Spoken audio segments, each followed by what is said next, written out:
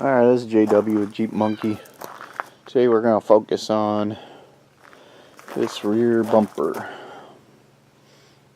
Pretty beat up, but you know, instead of trying to fix dents, it's just much easier just to completely replace it.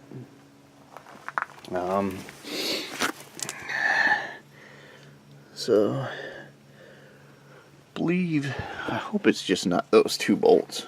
We're looking at 15 milliliter bolts, so to remove it.